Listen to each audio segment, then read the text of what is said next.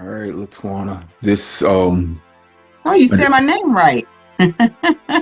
it's just how it's spelled. I get I, so many I people. know. I know. Um, just let you know, I'm on call with different people right now. So if I just put up a finger, that means I need to take an important call. Okay, All right. It's been a week. Every day has been a day. right. Just let you Understand. know. Understand. This is the first recording I've done in about a week and a half. Oh, okay. Yeah. And usually I do maybe like five a week. Oh, wow. All right. So I do want to just introduce you to the podcast. I'm Will.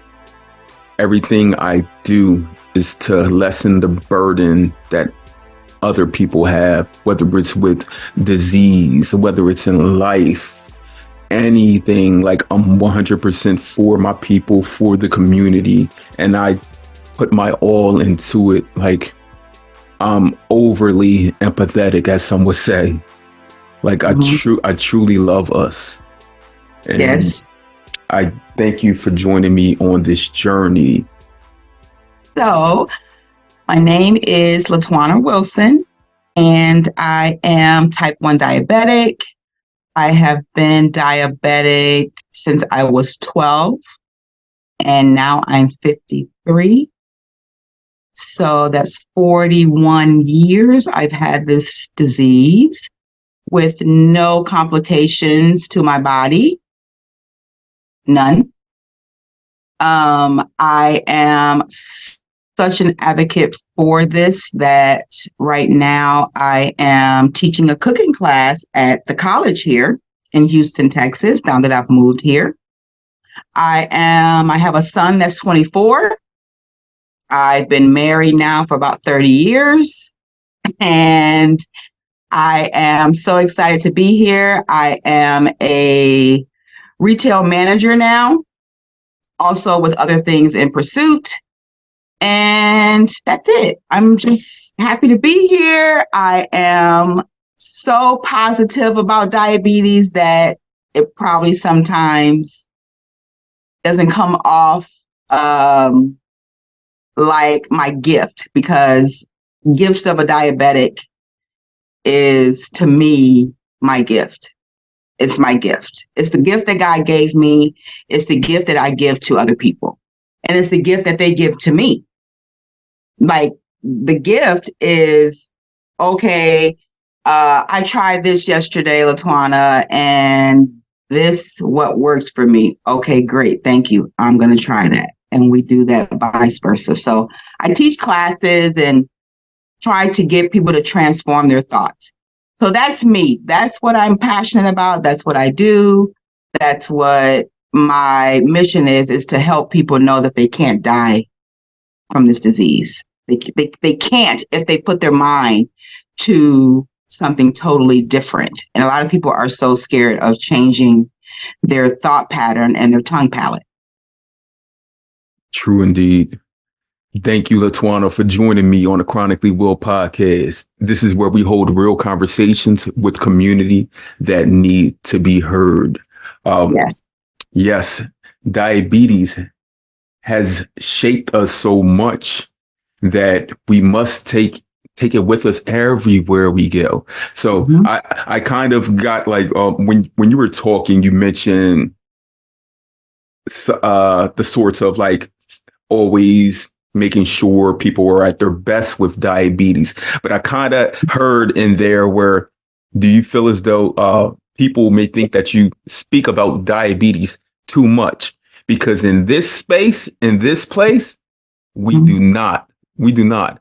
Because I understand why you want to gift people these intricate lessons and values and care, Right. because not only is it you, but like you said, you've gone 37 years with Mm-hmm. no complications.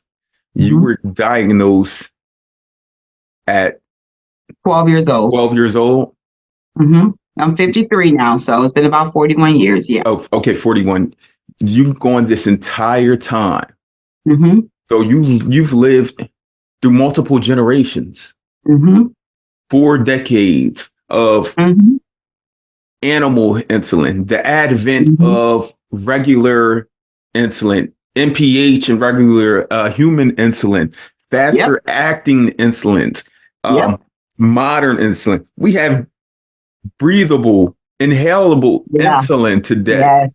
Yes. Yes. continuous glucose monitors, Yes. all of the cycles and the current modern technology of insulin pumps where you don't really have to think about it as much as you previously do. Correct.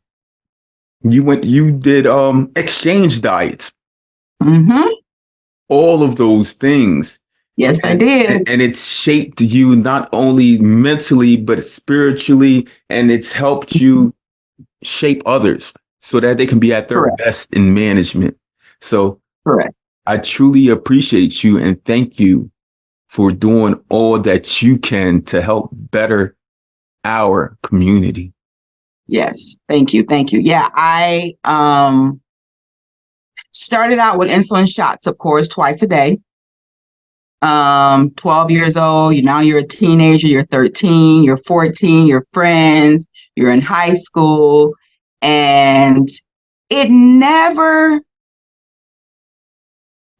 depressed me. I never, I can think about, I never was like, woe me. I never was, to be honest. I don't know why I wasn't, but I wasn't. It was just kind of like when my mom and dad kind of took over the realm, because of course I'm 12. I can't drive to the grocery store. It started with them. It didn't start with me. It started with my parents, because I couldn't drive and I couldn't go and pick and have money and change the food that I was eating or that the family was eating. So when I speak to juvenile diabetes parents, of what they were called back then, it starts with them.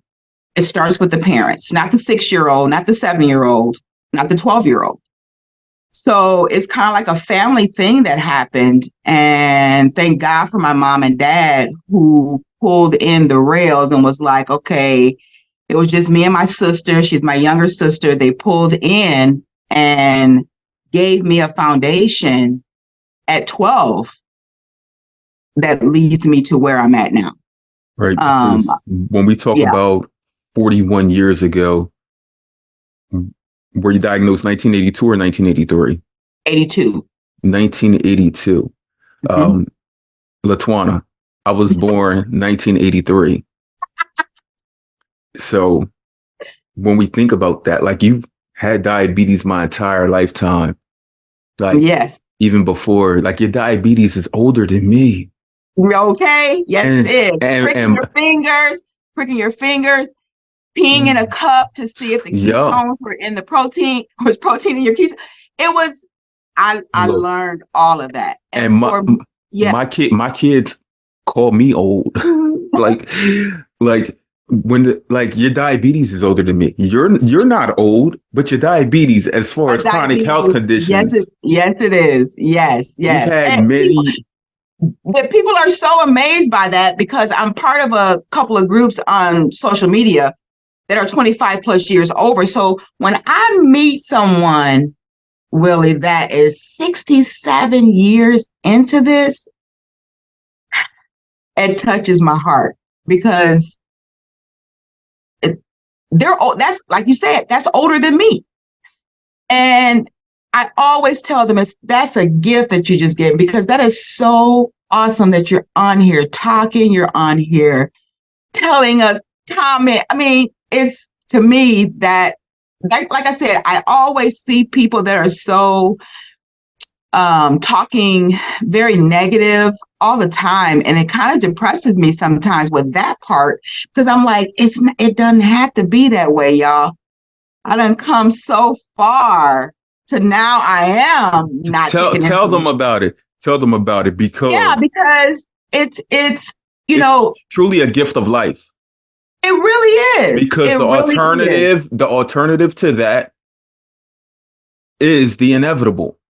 Correct. And you were, And I have lost quite a bit from it.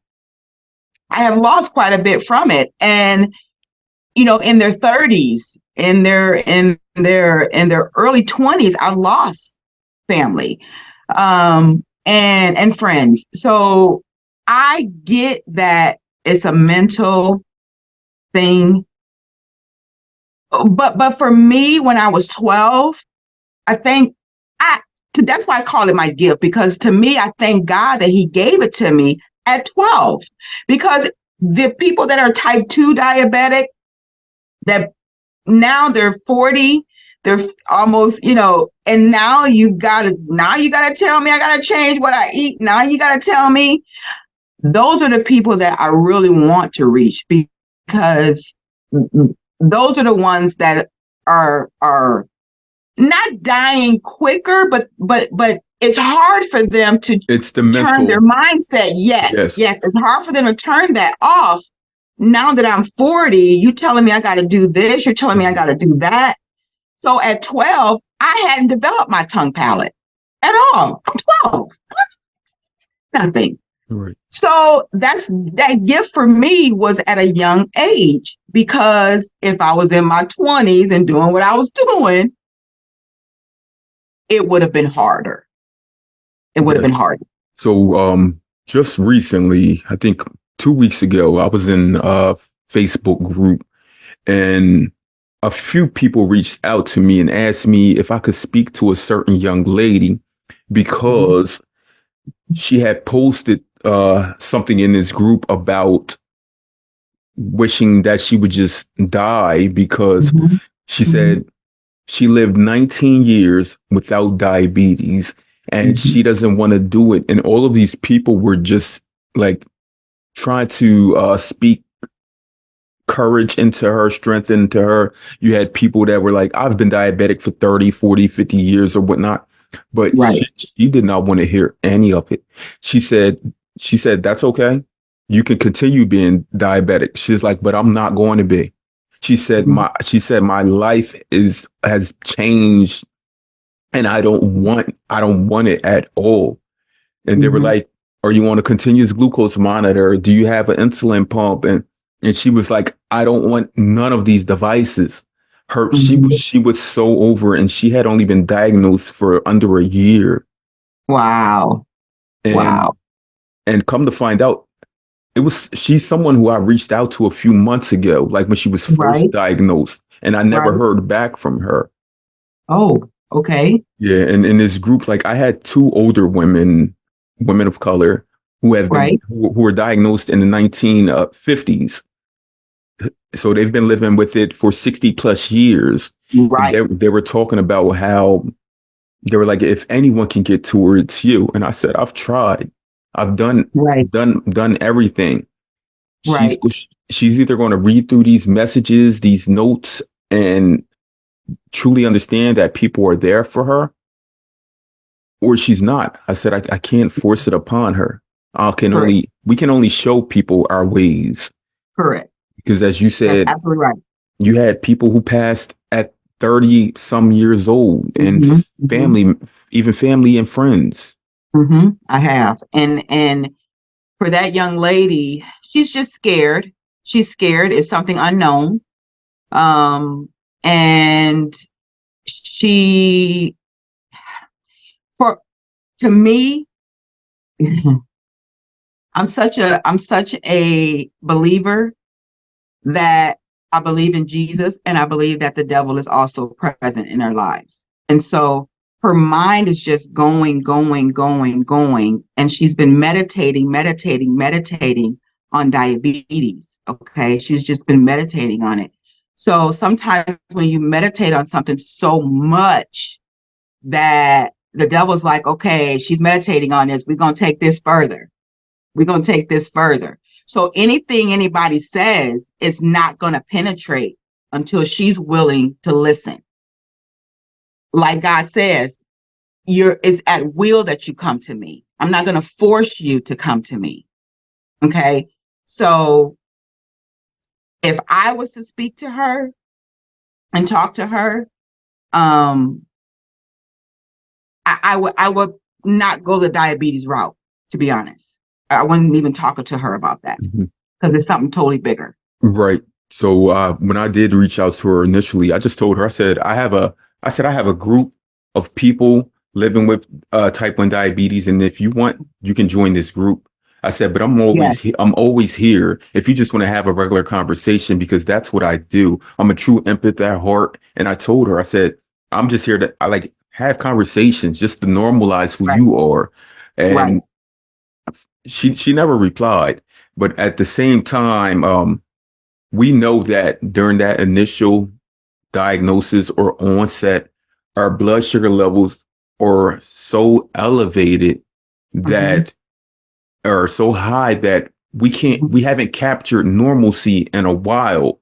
So Mm-hmm. those glucose levels that are high, they alter our mind, our Mm-hmm. thinking. Mm-hmm. And Mm-hmm. that's something that I know she does not know since she hasn't been able to take the initiative to understanding diabetes.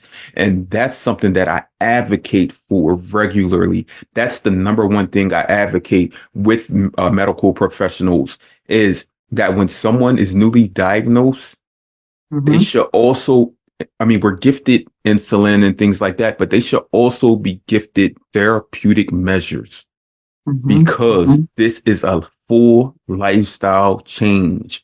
Mm-hmm. And that's something I don't think the medical professionals, because they're dealing more with the physicality of Mm-hmm. diabetes, they don't Mm-hmm. understand the mental.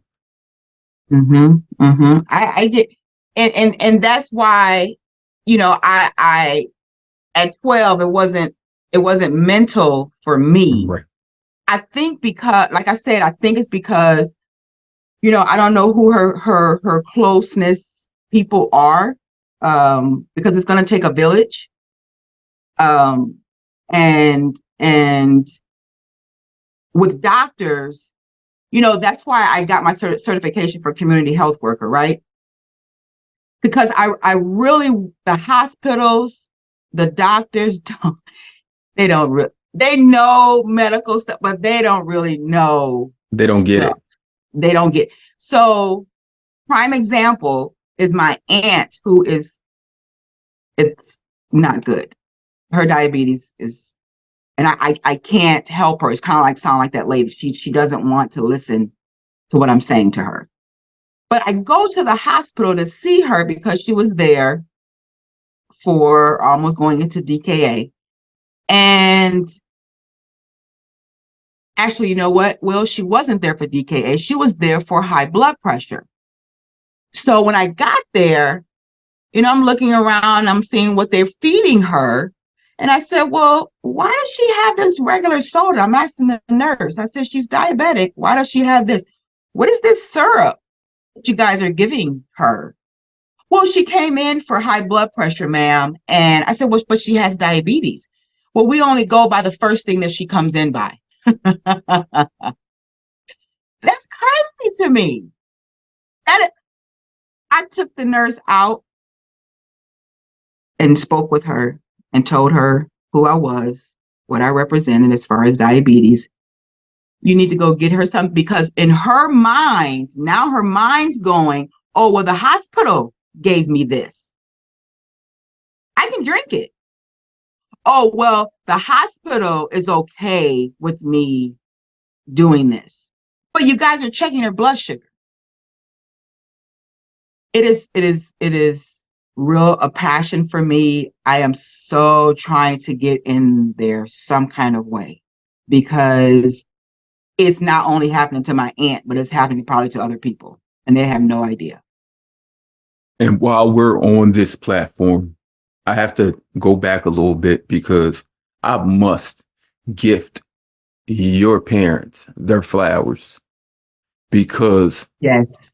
I've had so many conversations where young people, Mm-hmm. that adolescent Yes. time, we know it's hard on, especially on the maturity of a young, as a young woman. Correct. But many parents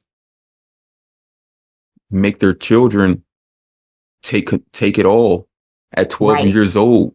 It's Right. I mean, the closest thing I can equate it with is making a 12-year-old raise an infant. Like, Correct. like seriously, like not even go through the process of carrying the child, learning about carrying the child and all of that, nurturing the child in your womb and getting that Mhm. connection with it, but just like, here, take this baby. Right. Go. That's a good analogy. I like it. Go. And you have to raise it forever. Not until it's Yes. 18. Not until it's 18, forever. And that baby's gonna stay a baby. like Correct. like Correct. serious. No, I do. I give them all the credit because, like I said, I didn't know nothing. I couldn't go to the grocery store. I couldn't change what I eat. I couldn't.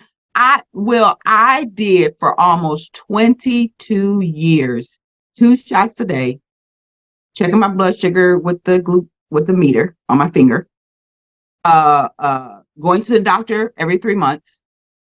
I ate 4 times a day, almost consistent time. And I mean, literally consistent. You were trained. That part. So the training kept going. Now I'm 16. Now I'm 17. Now, when I was 16, of course, the honeymoon stage starts happening, right? So I didn't know what that meant. I do now, but your hormones are going all over the place. I think that was probably the one point that I was like, oh, I don't really want this. It was, but I didn't meditate. I didn't sit on it because the next day I had to go to high school. I mean, I had to go. Now I'm a sophomore. I got a boyfriend, and how do I tell them I have diabetes? And I remember my mom and I'm going to my doctor and telling them. The doctor that I had at that time wrote got a note, and I had to give it to my teachers to tell them, hey, if she starts, feeling this kind of way and she needs to eat something, blah, blah, blah, this is why. But it was this whole big note thing, and I was just like, wow, now I'm just like, wow, my mom and dad. So I do that at my jobs now. And I do the same thing. that was before IEPs, individual education plans, and Oh, 504s. yes, Your yes. parents initiated that for you. Gift of flowers. You're absolutely right. They're in their late 70s now. And it was a blessing for me because I really don't know, because I met parents of the one particular young lady that we lost at 30. Her kidneys had failed, her eyesight.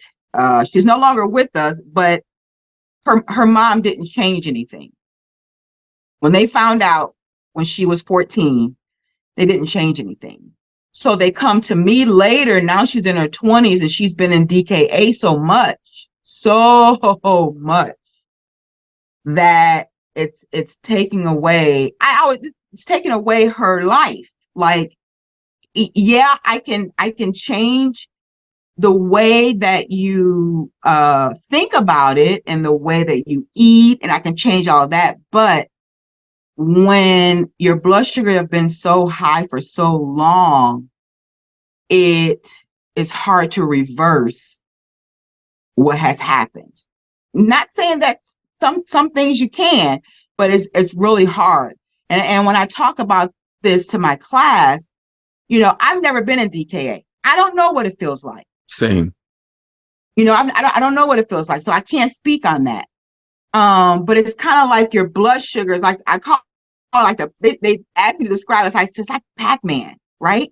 The game Pac-Man. And you got your lines, right? This your life, you going, and here's it, and it's just eating, right? Now at this time, you're done past 10 years, but it's still going. Now you got to stop that thing where it's at, but it already ate all them dots. Mm-hmm. Does it make sense? It makes sense. You know what I'm saying? So you need to stop it because it's got some more over here it's trying to get to. So you got to bring your blood sugar. So I'm dealing with a young lady right now in Michigan, where I'm from. And I said, okay, because this is why God, I know, has me doing this. Because the biggest thing for us, the biggest, mentally, yes, I get that. Okay. But the biggest thing is eating, what you're eating. Okay. You got to learn all that. I remember my mom sent me to my first, and I used to get, my doctor would prescribe me a class, meaning if she prescribed it, that means the insurance says, okay, this class right here has to be free because this came from her doctor. So every time I would go once a year to a class, I was the only type 1 diabetic in there. I was the only, everybody else was like, I'm like 22. I'm like, you got 50, 60, they type 2. And the lady is up there talking, and I'm like, I got a question. They're just giving you information, which is fine. Don't get me wrong, but this is why I came up with Gifts of a Diabetic, because I wanted to be open dialogue. I don't want to just be sitting up here telling you what to do and telling you what you should and shouldn't do and what this looks like and what a hemoglobin is. I don't want to do that. I want to have open dialogue. I want you to be able to ask a question, because I couldn't, as many classes as I've been to, it was very rare that I got to say to the dietitian or the person that was teaching the class, hey, I have a question. Well, what about if this happens? Never got to do that. Right. It has to be more interactive because there's so many different variables when it comes to living with diabetes. Yes. It just can't be like you're in a course and a professor is just like instruction book, like jot down there all the notes. Like exactly. This is actually a lived experience. And at that time, I've only been in it, maybe 10 years or so. You know what I mean? Like, so I always, my A1Cs, I remember a doctor told me my A1C, this was the highest I've ever been. It was like 7.3. That was the highest. And he looks at me and he goes, well, your A1C is a little high. So I think I'm going to put you on a pill. I said, a pill? No. I'm type 1. I take insulin shots. He wanted to put me on a pill. It was probably metformin. I don't know. 7.3. You didn't show any insulin resistance. I left that doctor. Just because you have that degree does not mean you're going to tell me what to do with my body or any of that. I left. People need to understand, you have the Holy Spirit telling you that's not right. And it's your decision, right. Your choice. It's your choice. But everybody always say, I got a little voice in my head that told me that wasn't right. I have to ask you, Latwonna. So in the Instagram group that I have, Chronically Will Podcast, People of Color, there's always, someone's always like sharing like, oh, my A1C is finally below an 8, or my A1C is 7.9. I'm doing great or whatnot.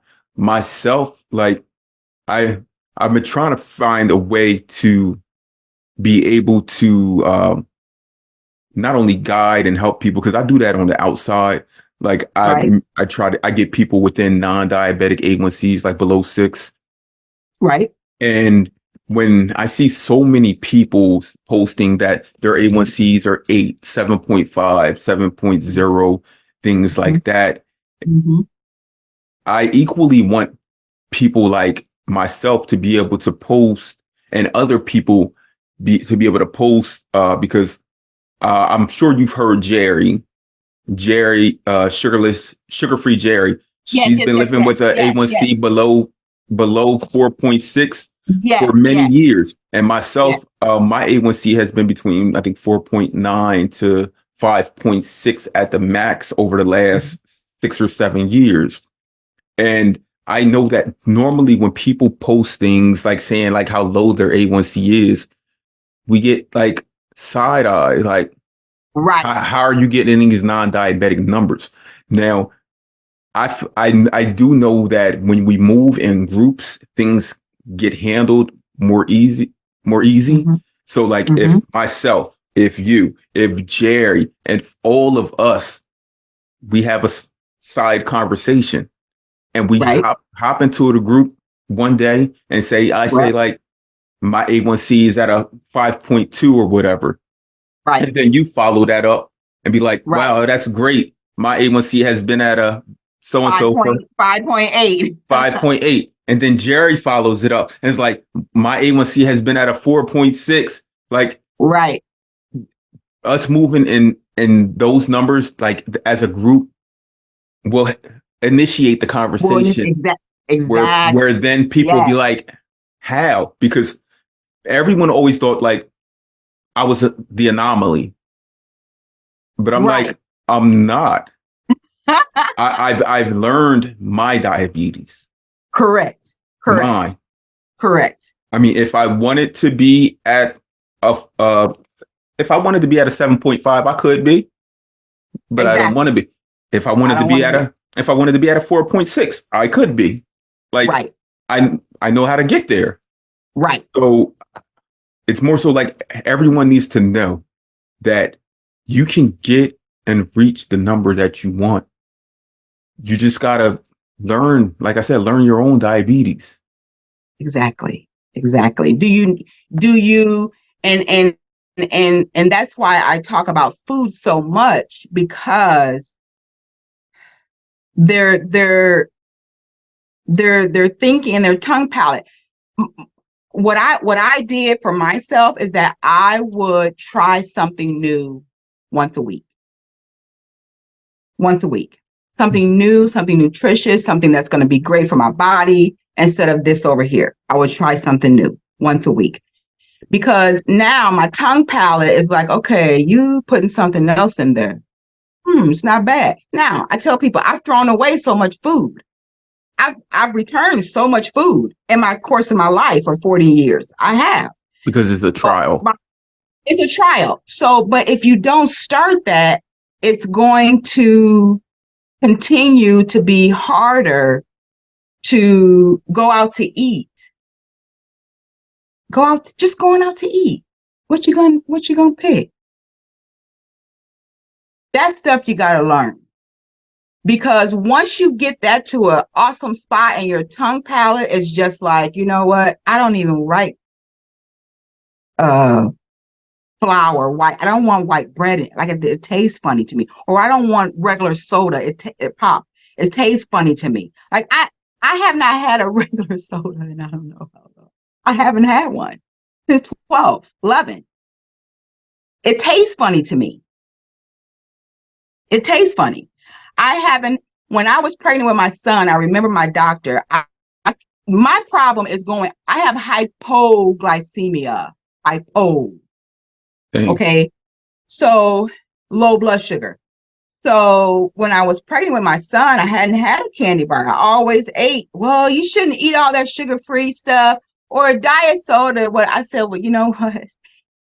My body is fine. I have no complications with this. And that's what I drank. That's what I ate. And this is where I'm at. So I don't go into all of that nutritional stuff. I hear people, oh, this has got this in it, this has got that in it. I get what y'all are saying.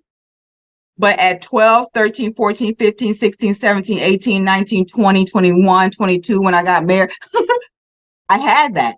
I had a wedding reception with cake, regular cake. I had a wedding reception with wine. So it's not like that. So don't say that I didn't deprive myself a lot, but I knew where my diabetes took my body. And you knew how to handle it. Handle it. Correct. You got to make shifts and adjustments to better you, because I mean Exactly. that was 20 some years ago then. Correct. And look, you've extended that another decade plus. Correct. Correct. living with diabetes. And there's Living truly, 24/7. yes, Yes. it's truly the gift of diabetes It's the because gift. other people, they don't know this information. Mm-mm. They're just consuming whatever they can whenever they want. Um, then that's fine. That food makes Right. you happy, but you just got to learn it. Mm-hmm. Learn You food, gotta learn your learn it. diabetes, learn your insulin, learn those things Correct. because I mean, we Correct. learn new jobs, we learn new Yes. education, we learn Yes. new cultural things. Why can't we Yes. learn the thing that is keeping us either alive or the inevitable? Because to be honest, Willie, I have so much other things going on than my diabetes, pretty much. I'm just an advocate for that because I have a young lady who reached out to me on Facebook, and she is just was newly diagnosed with type 2. And she was like, everybody, they asked me, "Oh, what do you eat? What do you eat?" And I'm like, "Okay, I can't just tell you what you have to give me something else." Okay, so what I did with her is I said, "Okay, I told her I drink almond milk. This is what I drink." Da, da, da. She's like, "Well, you know what? I drink rice milk. That's good for you, right?" And I said, "Well, they say that, yeah, but can you send me the back of the box so I can kind of see what you're drinking? Mhm. Let's just start there." She sent me that box. I know rice milk. My daughter was born with food allergies, and rice milk was like one of the only milks she could drink at the time. And I remember those ingredients, the carbohydrates. We couldn't, but of course, for your daughter, that's a different story. Mhm. But as a diabetic, I told her, and it's so I really teach how to read labels uh in the class also. But yeah, it was shocking that there's so many people, and she is terrified. She is terrified. I told her, "Don't be terrified. You got this. Your A1C is what?" She was like, they say it's 7.9, 7 point. Okay. I've had people get newly diagnosed at 15% Mhm. A1C.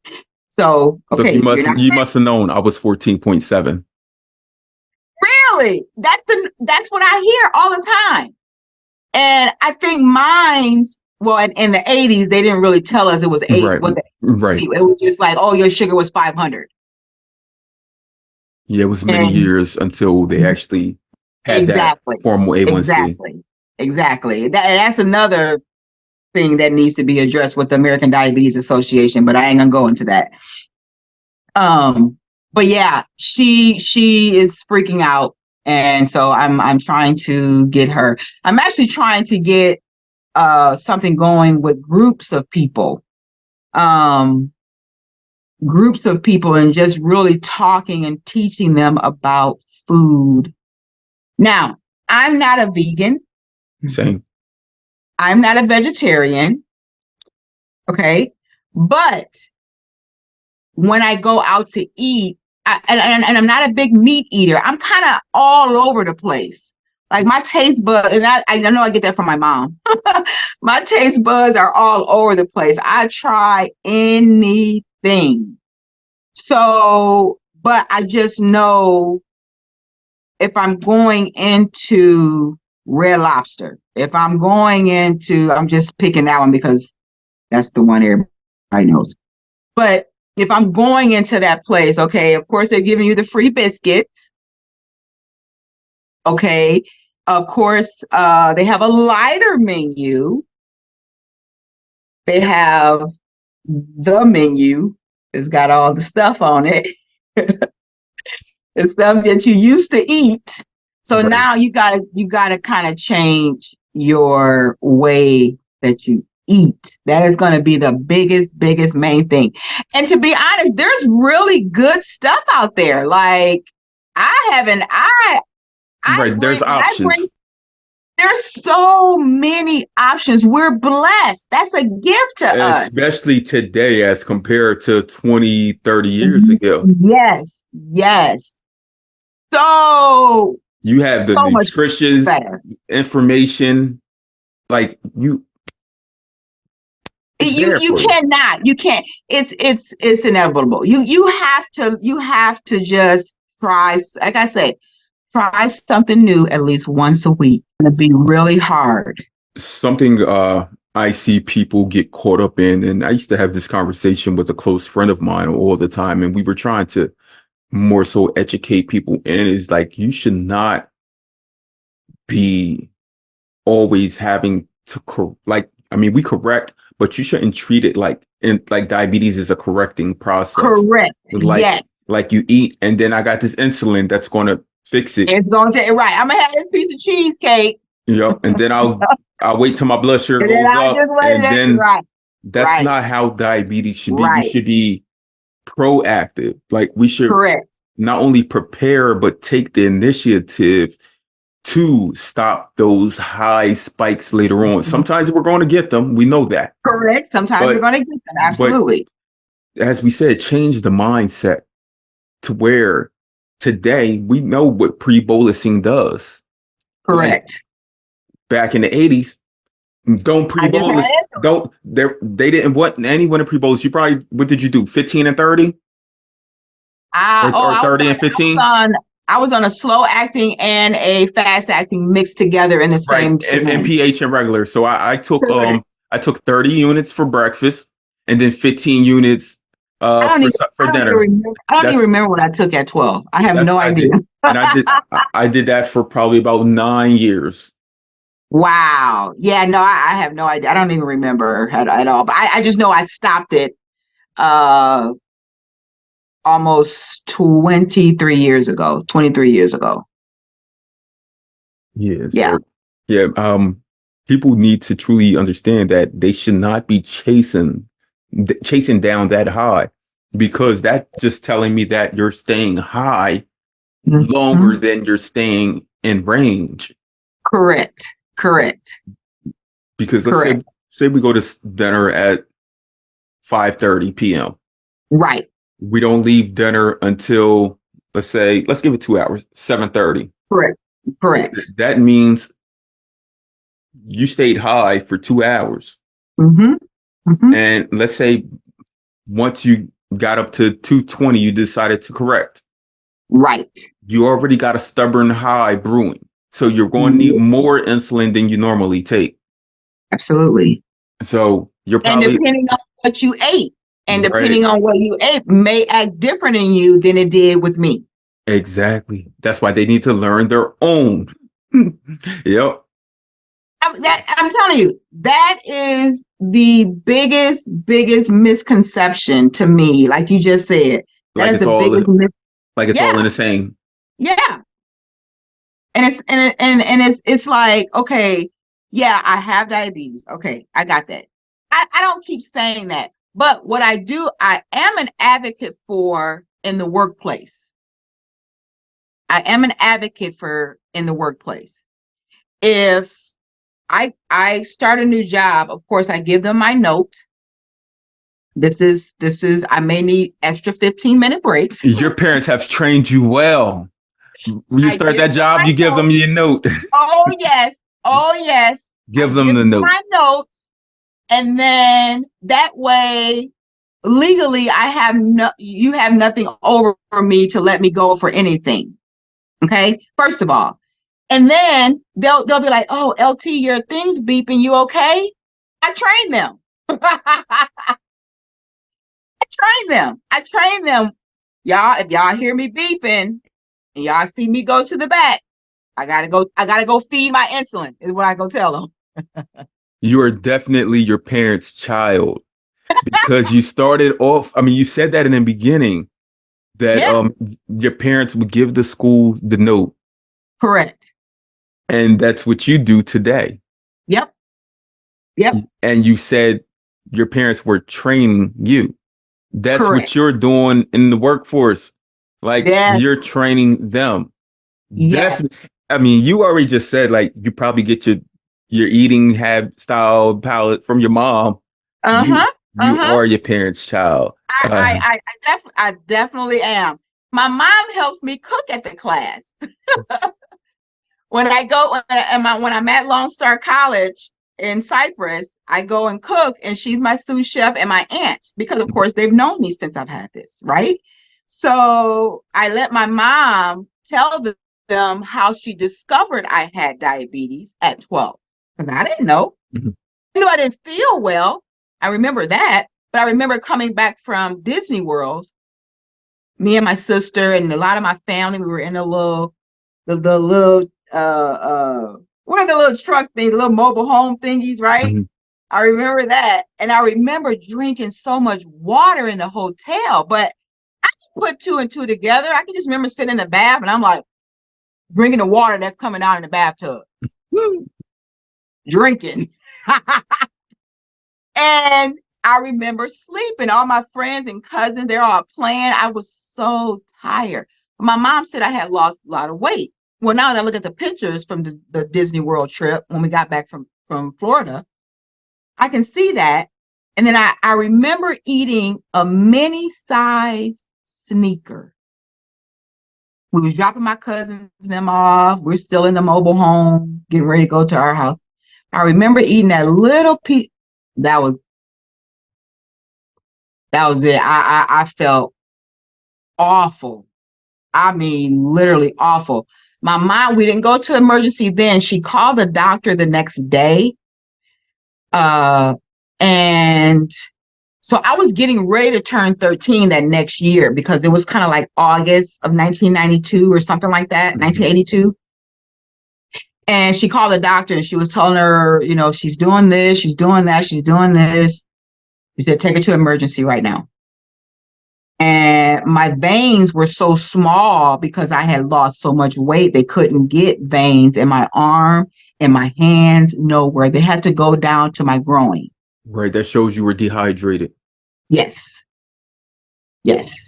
So they had to go to my groin, get some blood out, came back in, told my mom and dad. I had no idea what that meant, and stayed there for back then they kept us there for about a week and a half. Now they just get it and gone. Do what you gotta do, and you're out of there.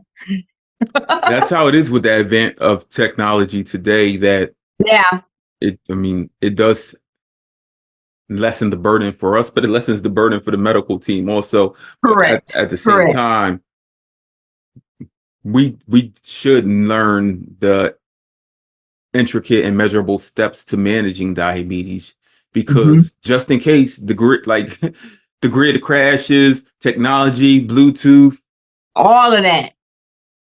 What you gonna do now? I've done both.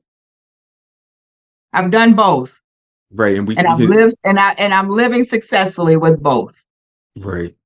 Now, I did want to. So your diagnosis story happened on vacation. So many people have similar stories. Yep. It's like you done built up this. You done built up this adrenaline and this rush. Like, I'm going to do this. I'm going to have fun. You get so excited. And then you get there and you're like almost comatose. Pretty much. And you know what that equates to? Like, a lot of people don't know the different variables that are living with diabetes and insulin dependence. As you were talking about food, the number one thing that affects my glucose levels are things such as adrenaline. When I'm it does. I don't have to be excited. It's just me sitting down, watching a sporting event, going to a concert. My blood sugar will start rising. And I spoke about this previously. Last year, my daughter played middle school basketball. And I remember going into the games and just sitting there with my wife and my youngest son. And my blood sugar was like 82. Within 20 minutes, I'm watching this rise 180, 200. And I had to start setting temp basals with my insulin pump for these basketball games. And that's many people on onset, or on vacation. They may not be bouncing against the walls, but they have that adrenaline. And you know what? That's so true, because I think at your age and in your stage of it, your hormones too are reacting. I don't have that any longer. So the longer you have it, your pattern of your symptoms start changing little by Right. little. Right. Okay.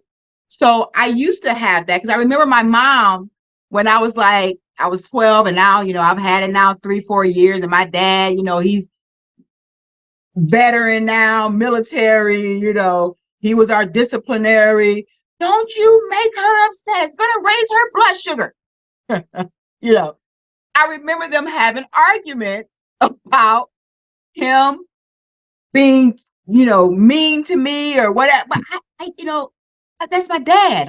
I'm not, you know, oh, you got all these boys calling here, and just all kinds of stuff. And like I said, it was just me and my sister. That's all The we different variables your parents understood. So my mom would say, "Don't you make her upset." So my dad would try to do that over the course of the years until I moved out, got married and stuff. But now that you say, but now it doesn't. If me and my husband are having an argument or whatever, I think it has happened before, but it used to be like the adrenaline, like you're saying, it would just rise. And So of with course I would me, check my arguments don't make me spike. I'm a very calm and poised person. Like right. but it's just like just watching.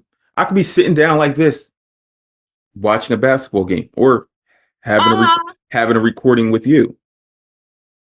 And they'll spike it. Definitely, it does it Wow. every single time. Before I like do these recordings, me and my wife, like any concert, we go to concerts often. Right. At the concert, just sitting there, like I don't get overly excited and none of that. Like I'm just enjoying it, and we'll just sit there and watch. And she's like, and I said, "You see that? My blood sugar just going up, and I'm just sitting there." Wow. Now that I've never heard of. Yep. There's That there's so many different variables that exist, that and that's what like and that's like you said, this whole conversation that I'm getting out of is they have to learn their own. And my goal and my passion for them is just to help them in the journey. I'm actually trying to get something together to take some diabetics to the grocery store with me. Take them to the grocery store. hopefully you can get a grant for that.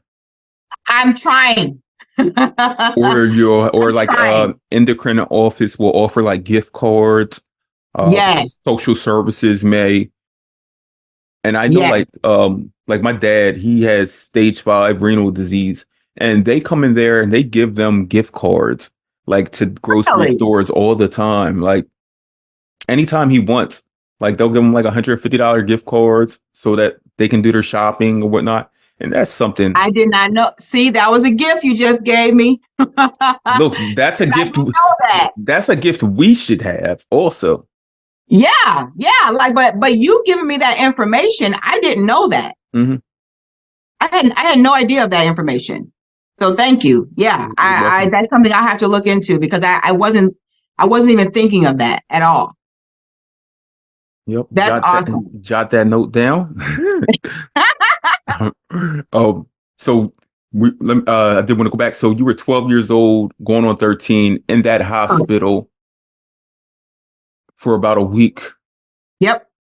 Do you remember any like of the stay, the training? Did they pull out the orange? I remember the orange. Yes, I remember the orange. I remember the insulin. And it's funny because the whole time I was doing insulin shots, I never gave it to myself in my belly, ever. Why? I have no idea. And you know what's crazy about that? That's the only Never. place when I was diagnosed. That's the only place I gave insulin. That's the only place I knew. That's where they told me. Really? They told me in my belly. And I remember like No. maybe a few years ago having a conversation with my mom, and she's like, "Yeah, type 1 diabetics, y'all give insulin in your stomach." And I'm like, What? Never. Not one time. Seriously. Not one time. Never gave it to myself in my belly. Was it more like thighs, arms? Thighs, not even really my arm. If I gave it to if it was given in my arm, it was either my mom or my sister. But I never did. It was my thighs. It was my buttocks. It was my thighs. And then I started getting tissue damage in there. And that's when my doctor was like, hey, we're going to try you on a new machine, an insulin pump, Medtronic. And I was like, okay, what is that? Okay, we're going to let you wear this for 24 hours with saline water. Still got to give your insulin shot, Latwonna. And I said, okay, all right, we'll try this. 24/7, you got to wear it. I'm like, okay. And that's how I got introduced to the insulin pump when I was 20. I think it was like 30 something. Yes, I was after I had my son. Yeah, it was probably 33, 34, somewhere around there. But yeah, when I was at the hospital when I was 12, they took us into a class with a lot of the nurses, and I remember my mom and dad. My sister, of course, still had to go to school. She was 11, I think, at that time, and she didn't want to change none of her foods. And I literally just got this information from her. Like, I didn't even know that. Like, she was like, I didn't want to try none of that stuff. Now all she drinks is Coke Zero. She don't want. There's nothing regular juice, soda pop, whatever you want to call it. She doesn't drink none of it. She said it's nasty to her. Zero and water. Pretty much. She is Coke Zero. She was like, well, I used to, all we drank, because my dad he just bought Diet Pepsi. I remember at 12, 11, 13, 14, Diet Pepsi. That's all my dad, he brought into the house. And then they had back then they had big packs of sugar-free Kool-Aid. And I remember my mom said, we're going to try this new sugar-free Kool-Aid. And I'm like, okay. So she would pour it in the big container like you would have Kool-Aid back in the 80s, and that's what I drank. And so if I would go to a birthday party at 13 and 14, they had cake, of course, chips, hot dogs, all of that. And I would scrape the icing off of the cake, lay it on the side, maybe do like this a little bit, and I would eat the cake because I wanted some. I'm a kid, but I didn't overextend it because the high blood sugar didn't make me feel good at all. And I remember my first low blood sugar. My mom and dad and sister, you don't know what to do. She was just diagnosed. I remember waking up at the hospital. I probably had had it for a year and a half. And I remember coming back to the house and there was sugar on the floor in me and my sister's bedroom on the floor. There was sugar on the floor because they, I wasn't waking. How scary is that for your family? You know what I mean? Like, it brings tears to my eyes because to see me at 13 not basically waking up, seizing and not waking. That part you can't really extend and teach if you have not been through it. It's a traumatic experience.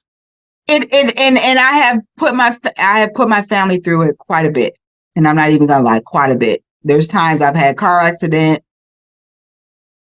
It's been a lot. Speak on it. Look, we're in this space, and there's so many people who, this is where we become unapologetically us. This is where the real conversations that need to be heard are heard. So speak on the car accident. Speak on the many times, so that people can get get control of this. Yes, yes. The low blood sugar is no joke. I had my last one was a year ago, and my husband and my son. Now, at a point in Michigan when I was living, my son probably was 8 or 9 years old, and me and my husband at the time were separated. And the only way my son, he's a kid, could tell me that my blood sugar, because I would sit down on the couch and he would look at me, he was like, "Ma, you okay?" And he will come up to me and just do like this. Check for He'd sweat. be like, yeah. And he would call somebody quick. My mother, my sister, my husband, his dad, or whatever. He would call them quick. And but the working and the car accident happened so fast. And I remember that small voice in my head saying, "Check your blood sugar before you leave. Prick your finger," because you didn't have no Dexcom, you didn't have no insulin pump, none of that. You just took your insulin and ate dinner at 6 o'clock. Now it's 8:30, 9 o'clock, and you get ready to drive home. Check your blood sugar. And I did not. I'm driving, and ow, right into the electricity pole. We have so many things in common. A lot of the low blood sugars, thank God, have been in my house, in my home. Alcohol had a big one to do with it because it spikes it, and right. And the thing is, I'm not a big drinker. I've never been drunk in my life. Like, I just, was just having a good time. It was my birthday. I had a couple drinks, over insulin, over medicating, learning. And by the grace of God, he has always had somebody there. Always. My husband, one time I was pregnant with my son, he was like, "I don't know why I got sent home." I don't know why I got sent home early. I know why you got, because we got a higher power that's better than you. Mm-hmm. So you came home, and then you come find out that I'm going low because nobody's there. But he knows I'm going low, and you got to get home. He said, "I was wondering why I got sent home early." Well, now you know. This was after, of course, me getting juice and everything in my lungs, in my body. But my husband and son, I feel for them because I couldn't even put myself in that predicament. I just know when I wake up and I hear the ambulance over me, Miss Wilson, come on. And I wake up and I'm looking around. I'm like, and I get so emotional. All the time. I start crying. I'm so sorry, y'all. I just put, and they, "Do you want to go to the hospital?" No, this ain't my first rodeo. Well, I always say that when they ask me. It's been maybe 4 years since I had a severe low where I had to be checked by like emergency personnel. Mm-hmm. But yeah, over the years, 20 plus years, 20 plus, like, I mean, oh yeah. I can tell you stories, boy. As much as they affected us then, they also it trained us to correct better for the next event, or because correct. I mean, it's been 4 years, but there will be another event. I know that. Right. I know that. But not only am I better prepared, my wife, my children, my family are better prepared. Exactly. Better prepared. I don't think I've ever told this one story. 2003, 2002, somewhere around there, 2004. I was playing basketball with my younger brother at my parents' house. There's like this big basketball court back there, and we're playing Okay. all day, all day. And I had, oh no, so it was like 2003, 2004, because I was diagnosed 2003 March. So it may have been that summer. And I did not Okay. know about the low blood sugars and whatnot. I just knew like I had to take insulin nonstop. I Exactly. wasn't gifted that information. And Right. and because I wasn't gifted that information, like I always was an athletic kid, always liked to play, and I'm playing all day and I'm good. I guess maybe the adrenaline kept me up. Maybe I was in a Right. honeymoon stage. I don't Right. know. Right. But we after we finished playing, we're in my parents' house, and I lay down in my brother's room, and I'm actually laying on the floor on his carpet. And the next thing I know, my two brothers, my older brother and my younger brother, are like shaking me like, Will, you all right? You okay? They said like I was having a seizure or whatnot. And I'm like, yeah, I'm okay. I'm fine. I'm fine. And then they said I just kept on going. And then they like see my eyes rolling in the back of my head or whatnot. And next thing I know, the emergency personnel are there. I don't know if they administered glucagon at the time. I really don't Right. remember. But I remember them asking my Mom, God bless your soul. I know you didn't know. So they asked my mom to go get me something sweet, something high in Yeah. Yeah. carbs or Yeah. Yeah. whatever, something fast acting. So you know what my mom did? What'd you do? She went downstairs and cooked me pancakes. Like literally mixed the pancakes, put them on the stove in the pan, brought them up to the room. Mom, you didn't know. Hey, You didn't know, Mom. But you did know. you know what the funny part about that is, though, Latwonna? You know what she put on the pancakes? Jelly. She could have Wow. just given me the jelly. Yeah. And I probably have forgot about that story. Or I've never told that. It's just But my thing is the people weren't giving you anything through that's your what I'm veins. saying. I'm not sure if they. I don't recall. Oh, gotcha. Because you know what? When we go through that load, they do tell the person, fix there's something to eat. Right. And so, because That's my husband has done that too and brought me a sandwich in here right. It's after usually they've for already given me after. Hmm. sugar. Yeah, because that glucagon just pushes your liver to produce glucagon, so that Hmm. whether it's like Gvoke or Baqsimi, whatever, it just pushes your Hmm. liver to push out and push out glucagon to counteract the insulin that's on board, and it's just Right. temporary. It's not like Correct. something you can depend on. Like, okay, now I got this and I'm fine. Let me go play. Right. Right. So that's Right. why they're always Exactly. like, make sure you Well, eat and a see, meal.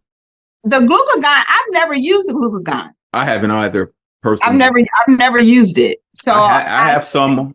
it Yeah, I have some all around, like different somewhere. places. Yeah. No, I leave one on my wife's dresser. I leave one on my nightstand. I have one in my bag that I take with me. Okay. Okay. Okay. I like, Well, you're more proactive than I am. well, in these conversations, we learn everything, everything. Everything. Yes. Yes. Yes. Like But it's a part of it, and you keep going. You just don't keep meditating on it and getting your mind so wrapped around the difficulties of it than the good things about it. You think about it, a lot of us diabetics are prone to high cholesterol. We're prone to high blood pressure. hyperpressure. We're prone to all of this. Take that and be like, you know what? I need to, yeah, LT's right. LT, I'm Latwonna, but LT's I right. Yeah, she's right about the food. But just started, like literally. I didn't know that. So when I was younger, my mom, of course, knew they went to classes with me, but they knew eggs and bacon and sausage and all that didn't wasn't going to raise my blood sugar. But when I was 32, I think, I ended up having to get my gallbladder out, because I was eating all that fat stuff. Gallstones. So they didn't, they didn't know that part. They knew about because back then we didn't look at carbohydrates because that wasn't even on the box, or it was on the box, but it wasn't the biggest thing. It was sugars. We didn't on the labels. We didn't look at carbohydrates like we do now. Right. But the thing that I was taught was sugars. Look for the sugar. Look how much sugar it's got on there. Back in the 80s, that was what was told to us. So had no idea about carbohydrates. And that's what people still say that who don't know, like say you're at a party or whatnot, someone will be like, oh, you can't eat, I forgot you can't eat the cake because of the sugar.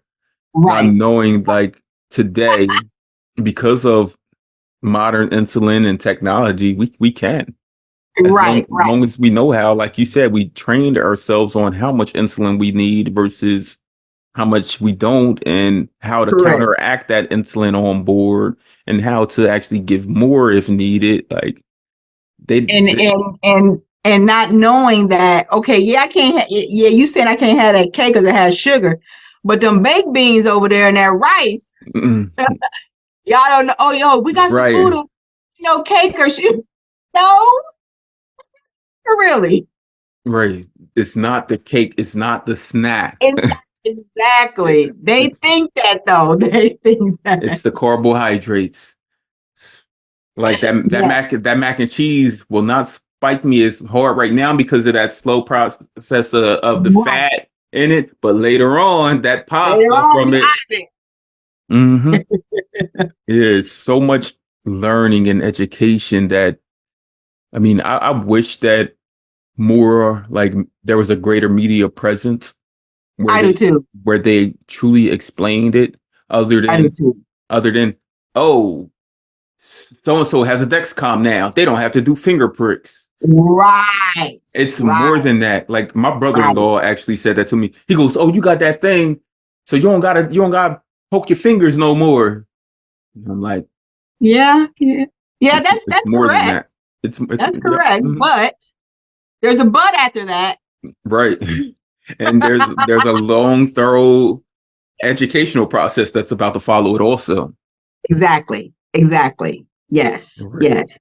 So to me, diabetes is not my go-to talk about thing. It's not my people just know. Now if I go into the grocery store with my Dexcom and my pump showing all the time because it starts a conversation. Mm-hmm.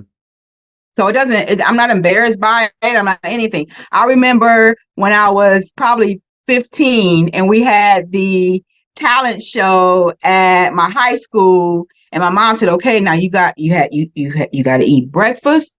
This is what I did 4 times a day: breakfast, lunch, dinner, snack. Breakfast, lunch for almost 20 some years until I got on the insulin pump, and then I was able to regulate what I wanted to eat, what time I wanted to eat, and all that. Okay.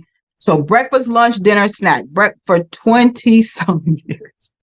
So I'm going to this high school thing, and my mom packs me a bologna and cheese sandwich. That was your snack.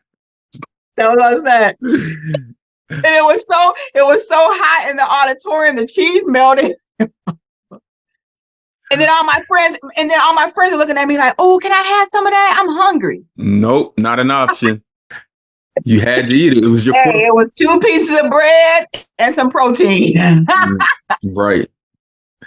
Yeah. So I remember that was probably the one thing I remember. Did you? And I felt so like uncool. Did you have to explain it to your friends at all? Because you were what, 15? I was 15, and I only had it for like 3 years at that time. And when I went to high school, that's when the note was given. No, the note was given, I think, in the middle. No, yeah, a little bit middle school.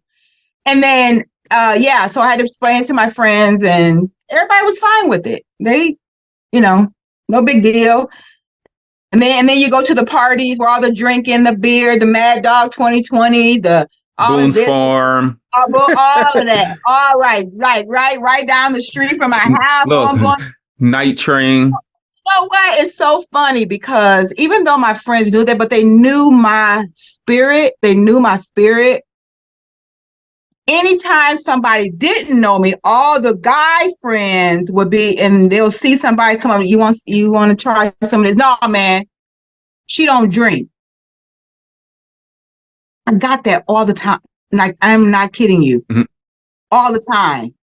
No, she good. She don't drink. Right. They didn't want you to have to explain it. And they didn't even really know about themselves. They doing their thing. You know what I mean? They smoking, they doing their thing or whatever, but it was never a thing for me to be included in the crowd. Never. I was always voted in high school most unique, meaning most weirdo. So y'all just use the word unique. Y'all just trying to be all politically correct. And so say, look at me now.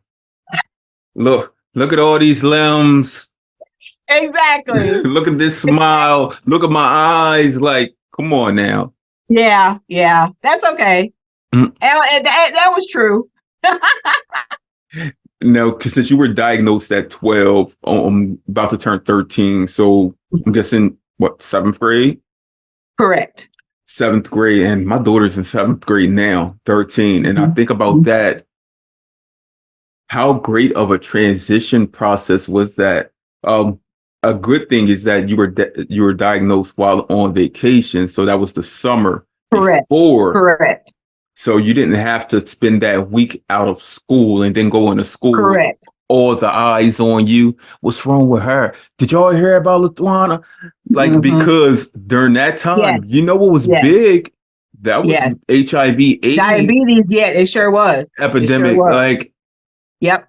And when people like going into the hospital for long stays and whatnot. So, you know, I didn't really get a lot. I to be honest, I didn't think a lot of them knew, to be honest. I don't think that they did. You know, of course, my best friends and different people like that, I think knew, but it wasn't ever a topic that was brought up because I just flowed with it. It wasn't no big thing. It wasn't like, oh, I'm coming to school sad, or I'm coming because I'm thinking about who he over here talking to. You know, it wasn't.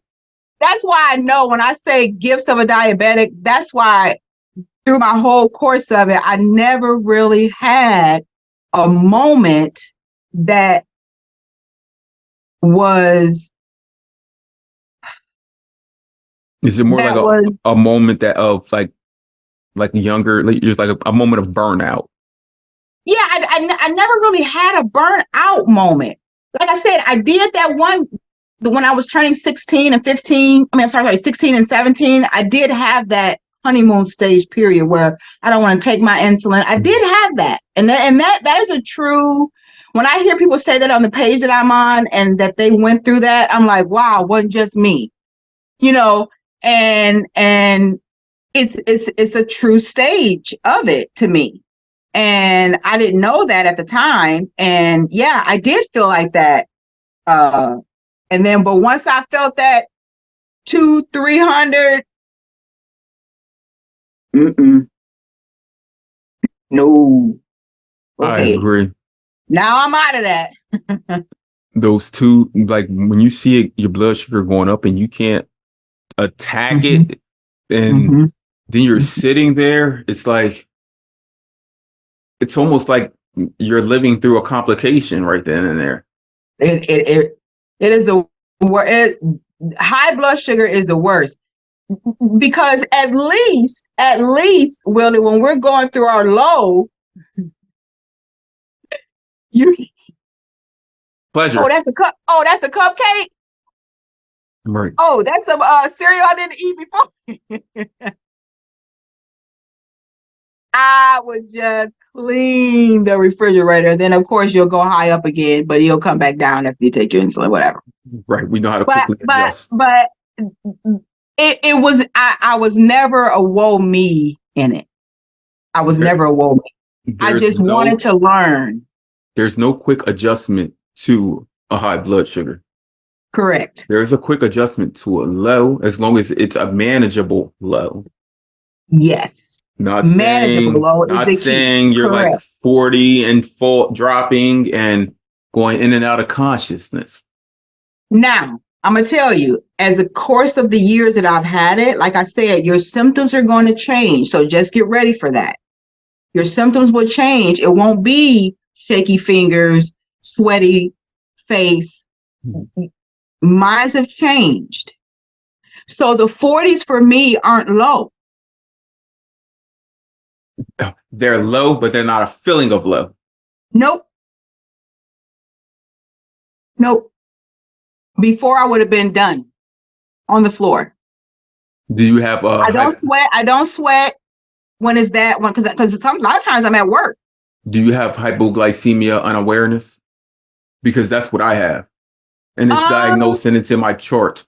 So like typically people start they can start feeling it when their blood sugar is below 60. That's why the ADA has the guidelines of 70 to 180 because they don't want you to reach to that 60. So me personally, I could be out in the yard working, gardening at 45, 50 and think that I'm fine and okay. Yep. But truly I'm not. Correct. I don't get shaky anymore. I don't get sweaty. I don't get I do get a little I used to get very lethargic, almost to the point where I know I'm saying the same things over and over to that person standing in front of me. I mean, I know I'm saying it, but I can't stop it. That's a sign of hypoglycemia. Yes. Yeah, I know it. But I don't have those anymore. I don't have that symptom anymore. I used to. I for sure used to. I remember those days. Yes, I for sure used to. I don't really have those anymore. So it's just the point of looking at my blood sugar and kind of seeing where it's at. And I'm like, okay. Or the probably the one that has been consistent with low blood sugar and hypoglycemia is probably the tiredness, the fatigue. Mm-hmm. You start yawning. You want to lay down. Mm-hmm. And that's where you got to be careful because once you lay down. Right. And it's often laying down wherever you are, like if you're on a couch. Like you can be there watching a movie with your significant other or whatnot. And next thing you know, like they get up and go to the room and you're telling yourself, like, I'm about to get up. Then 3 hours done pass and you wake up and you're on that couch and you look at your blood sugar and it's like 45 and you're like, well, let me hurry up and do something. Yes, that part. Yep, totally get it. It happens. Totally get it. But I mean, we know how to attack it now. We know how to attack it now. We know how to attack it now with the machines. Back then, I didn't have no machines. Mm-hmm.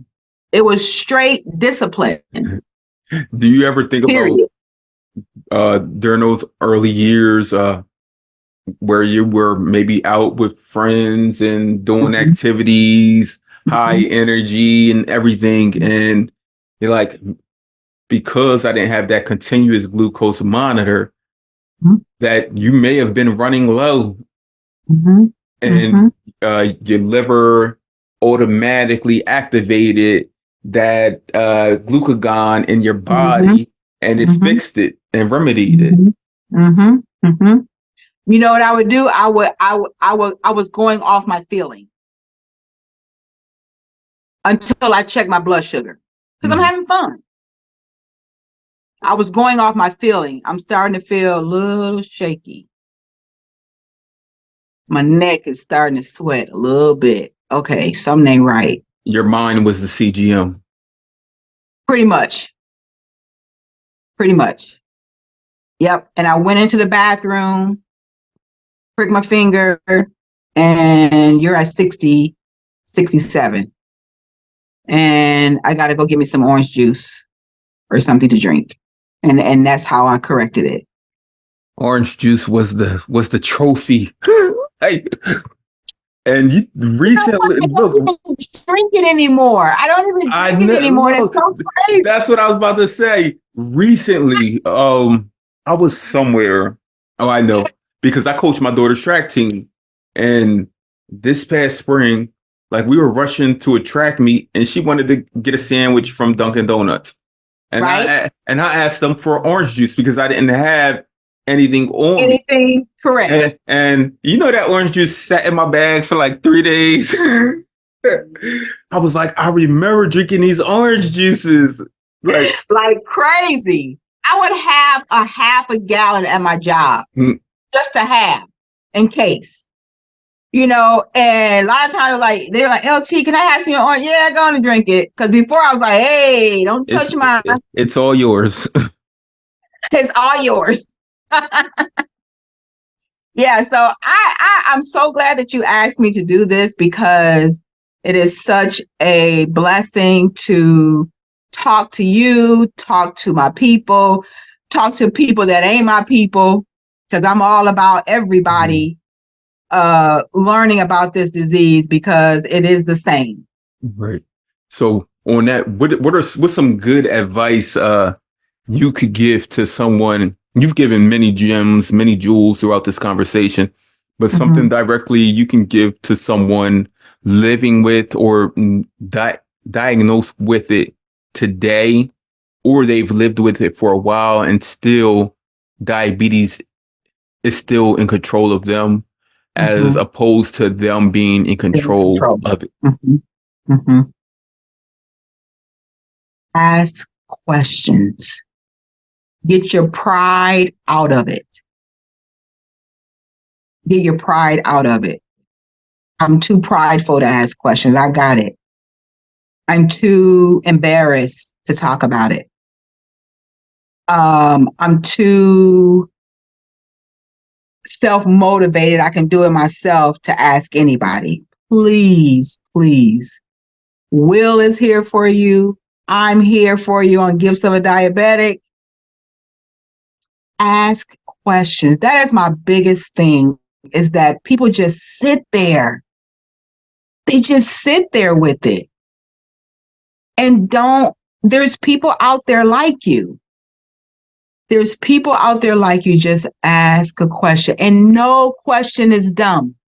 No question is ridiculous. No question is unheard of.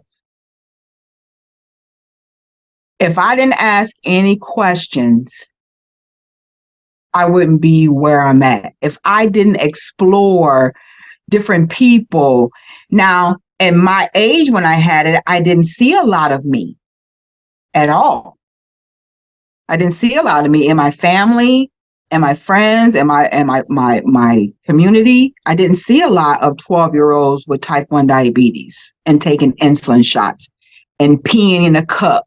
I didn't have that. So I had to ask questions, no matter what that looked like. That would be one of my best advice, is to not hold on to your pride that you have it, because I'm looking on Facebook and I'm talking about diabetes, and I know my friends, a lot of my friends, I'm on there. I'm like, okay, y'all, anybody got questions about diabetes? Because I used to send food ideas to them. Any questions? Don't be afraid to say that you have it. Prideful to say that you have diabetes, or that you're being pre-diagnosed with it. Just ask some questions. I get a few handfuls of people, but not a lot. They're too ashamed or afraid to say that they have diabetes all the time. Never fails. My mother-in-law is a prime example. So I'm creating a one-pager, was like front and back. Okay. And I've been speaking about this in the community, and I think most of the conversations I do talk about this, a one-pager that the medical staff upon diagnosis should give you, a one pager that tells you about not only community resources, how to access insulin when you can't, things Mm-hmm. like that, what to do, like Mm-hmm. if you feel as though like you're in trouble with diabetes and you need like someone to speak to, but Mm-hmm. also on the opposite side, so one side you have answers from your medical staff, Correct. medical teams. So, Correct. and on the other side, you have questions. All of the questions you should Mm-hmm. ask, like you just Mm-hmm. mentioned, Mm-hmm. questions you should ask, like what to do when my blood sugar is at this level. Mm-hmm. What to do when I can't access things, what to do when I feel as though I may be feeling burnout and I need to have these conversations, what to do when I want to give up on diabetes, who Mm-hmm. to speak to, like those questions, what to do if I want access to more nutritious foods and things like that. Like, I feel like when we're given a chronic health condition, that chronic meaning it's forever, Mm-hmm.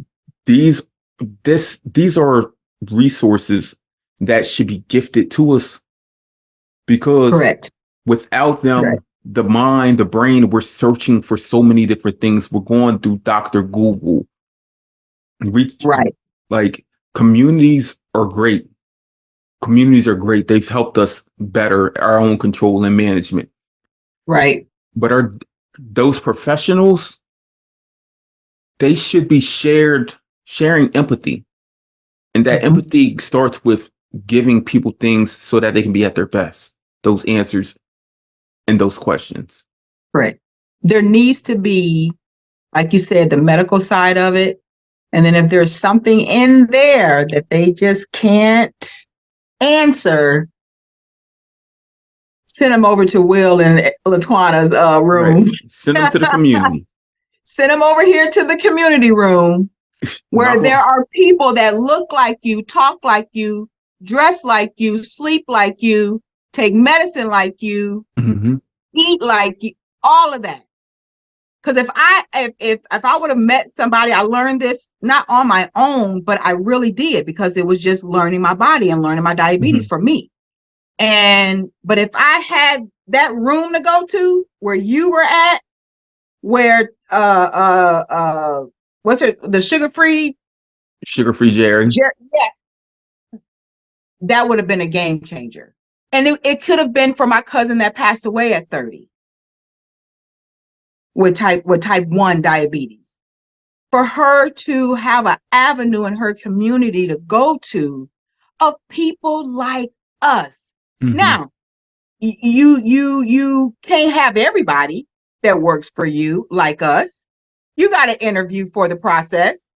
I got to know where your A1C is before you start teaching anybody. I got to know where your mindset is. I got to know where your thinking on this disease is before I hire you to talk to your community. Everybody is not going to be an advocate for this disease if you're not living a life. If you're not living what you're saying and living what you're preaching, I can't hire you to do this job. I feel you on that. I can't. If you at a 9.1, come back to me when you are in a good standing point. That's really what I want to do. I wish they had things like us, but we still have to interview for that position. We still have to come to them right. Right. And we're community resource. Big time. Do you know how much it would change a lot of people to not have a professional that don't live with it 24/7, telling them what to do, how to feel, what to do on this insulin pump? My doctor told me, I said, I'm exercising so much, but I don't know why when I first started exercising, my sugar was going so high. You know, like you said, the adrenaline was kicking in when I was exercising. I mean, walking 5 miles, 4 miles, and now it's going low. Okay, Miss Wilson, try the temp basal. No, okay, put the exercise one on. Okay, no. She telling me all this stuff. Ain't none of that working. If you found someone, Have you done it? right? If you found So someone who somebody looked coming like you, to, yes, somebody coming to me that look like me, that's doing what I'm doing, I can tell you this is what worked for me. May not for you, but this is on the stand of it. Yeah, they told you that, but that didn't work for me. Let's try this gift. Let's try this way. Try this way and see if that works for your body. Oh wow, well, that yeah, I mean, my doctor was saying it this way, but no, I've done it. I already tried that. That didn't work. Y'all don't have this thing on 24/7 Mhm. trying to do just exercise. So I would give people the advice of finding and asking questions, please, because if there was a place where you could go, I would recommend that. But it's really because you got to have a degree in something. I get that. I get that totally. But your things that you're telling me of your stories and what you've done, and me and so many other type 1 diabetics, how awesome would it be if we were at the hospitals? We were hired for a newly diagnosed parent and their child to talk to them with empathy, with passion about it, with everything to start them on their journey. Right. So we need that endocrinologist, like they gift us, the diabetes Correct. educator, like they Correct. gift us, but we do need the therapeutic measures, and we Mhm. need that community resource. And that could be all part of that one pager or business core that has all of these things in it, and have Correct. that highlighted, have them all highlighted, because these are your contacts. These are the 4 organizations Correct. or individuals that are going to make you or help you Individuals. be It will at be your best. yes, Yes. individuals. Because I'm gonna tell you what, therapeutic is good. Okay, I understand you going to somebody Hmm. to help with your mind.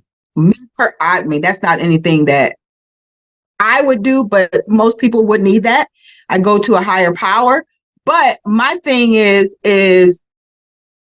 with them thinking that in their mind, they've gotten so much information, so much medical. I mean, it is it will overwhelm me just thinking of what they're going and learning And right that's now. on Like top of learning about diabetes and all the numbers. And that's a lot. That's a lot. But to not go to the therapist and come to me and you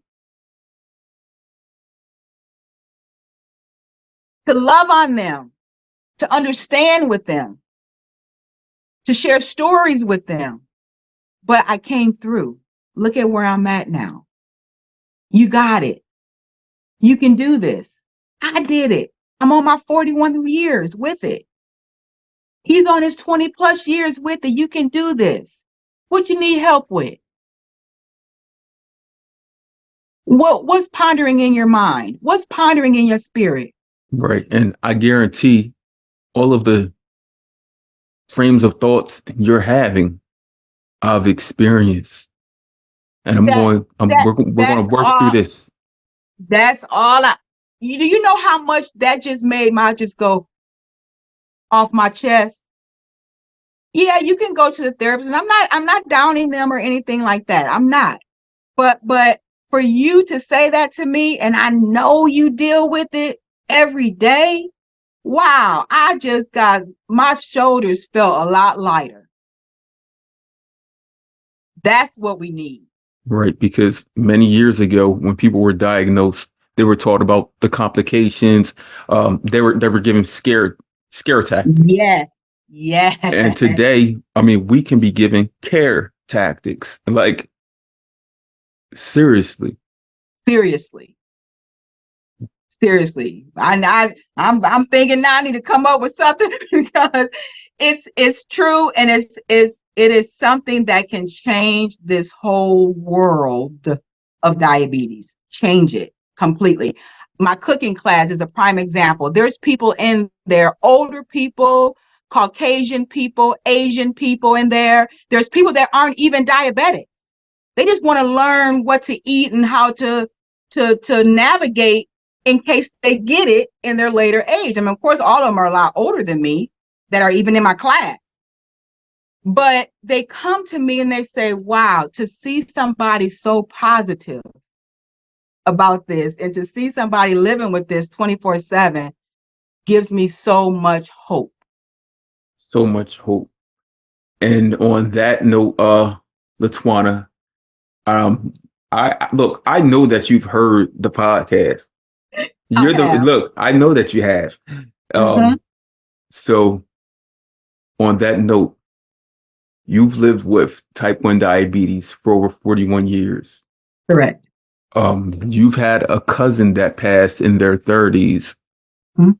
You were someone who's big in the community and want to be able to guide and gift, not give, gift Yeah, resources because, absolutely. as you say, gift of a diabetic, you are Mm-hmm. that. You are that. Yes. And people need to know you. People need to see you and understand that if someone like yourself, someone like Mm-hmm. me, someone like you said, Jerry, who Yep. you've been able to take full control of this, Correct. and diabetes does not man us, it does not own us. We Mm-hmm. know, we know, like you said, we have higher powers that are Correct. there that even above diabetes, Even above. they walk with us, Even above. not walk with us nonstop as long as we walk with them. Correct. Amen. So I must ask you, because you were diagnosed 1982. Everyone speaks about this 5-year thing. Mm-hmm. 5 years, there's going to be a cure. They said that 10 years ago, 20 years ago, 30 years ago. I've never been told this personally, Me either. but with the newer technology and everything, I mean, we can see it, and we can see it. We can visualize it. May not be for us, it may be for the next generation, but Latwonna, on Mm-hmm. this day, we're June 4th, Mm-hmm. 2024. Mm-hmm. If you woke up tomorrow and a cure is here, not an option of a cure, Mm-hmm. meaning a cure is here, you wake up and your closest diabetic friend tells you, calls you or messages you like, I think my diabetes went away. Like, it's not here. It's not activating. Mm-hmm. I'm I'm good. And then you open up your phone, look at your app, and you've been at like 85 throughout the entire evening flat, and you Mm-hmm. wake up at that 85, you step onto the floor and your blood sugar doesn't rise or anything. You stay at that 85 throughout the whole day. You're eating anything and everything. Mm-hmm. And you're like, you call me like, Will, if anybody knows, you know. How many people have reached out to you? And I'm like, Latwonna, it's here. We've been cured. On that day, a cure is here, Latwonna, considering your 41 years of living Mm-hmm. with diabetes. It's the only Mm-hmm. life you really know. Mm-hmm. But on that day, it takes away a great burden, great added on time and responsibility to our lives. So on that Mm-hmm. day, a cure is here. What do you do? The only thing I would do everything the same. I would just not wear a machine. That's it. I would still do things. I would still eat 5 small meals a day. I just wouldn't have a machine on. That's all. Everything else would be the same because it wouldn't be a cure. It would be a healing. God came down and healed me of this. He's healing everybody right now. Everybody right now. How are you going to take it? Oh, okay, God, I ain't got to wear this no more. But I'm pretty sure there's people out there that aren't going to, because the cure, what everybody is saying, or the healing is what I'm saying. The cure is what they're saying. A lot of people won't take it. They won't understand it.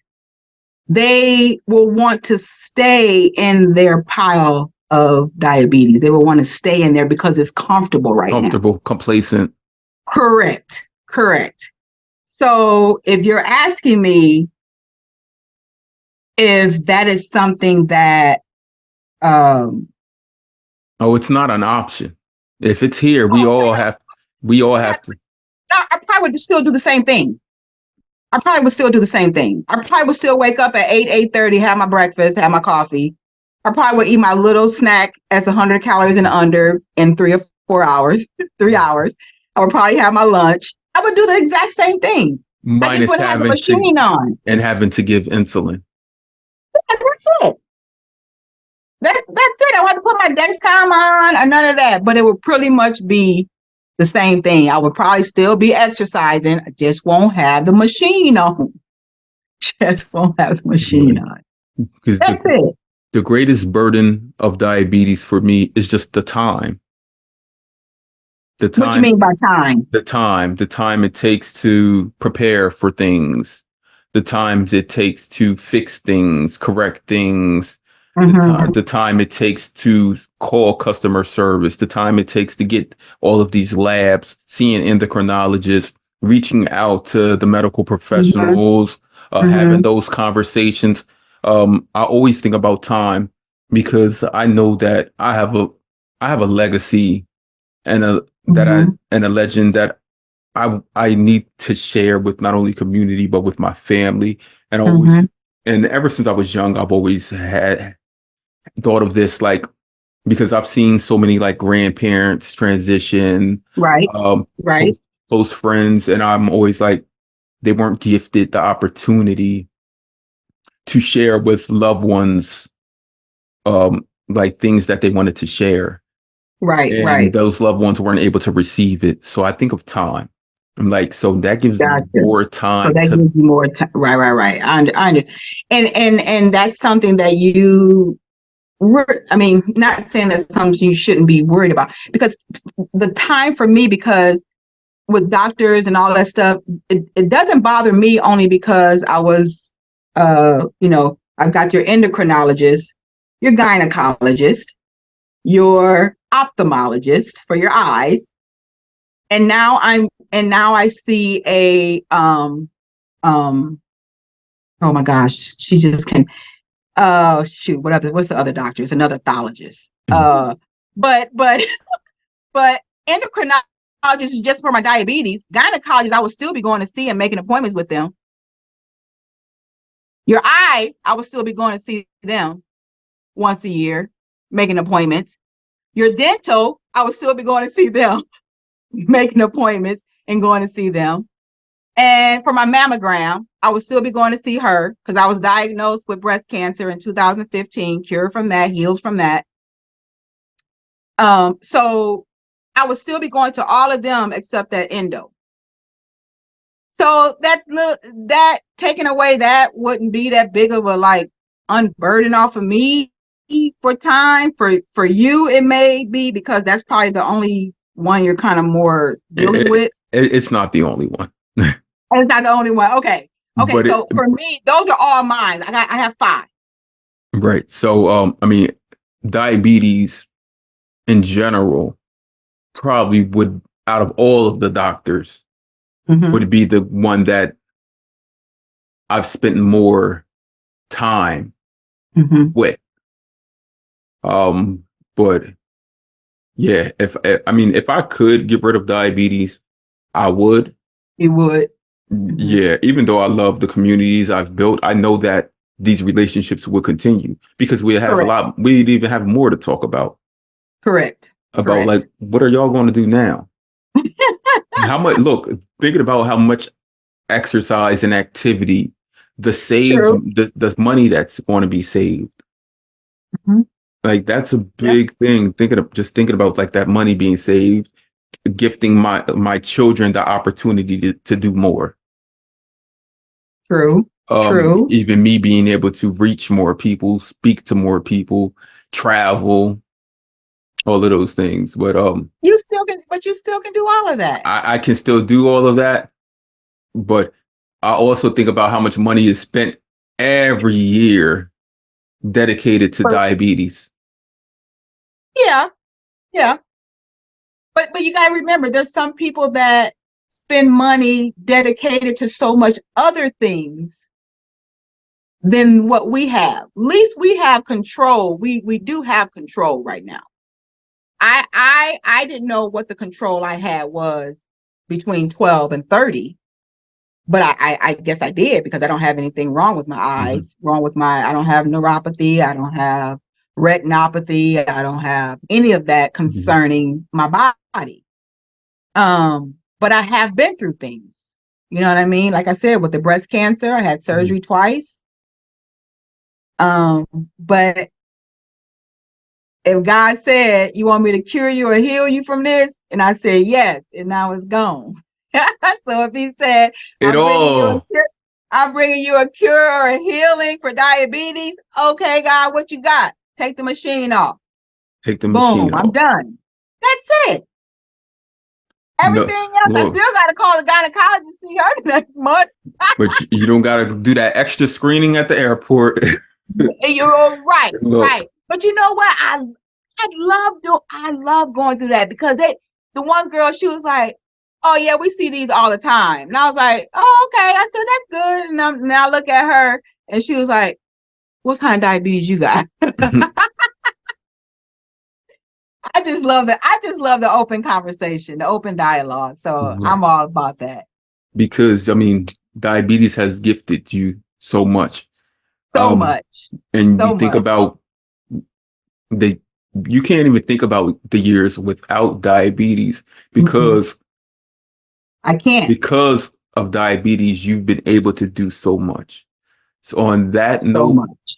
Latwonna, I must thank you for joining me here on the Chronically Will podcast, where we hold You are real so welcome. conversations with Yes. community that need to be heard.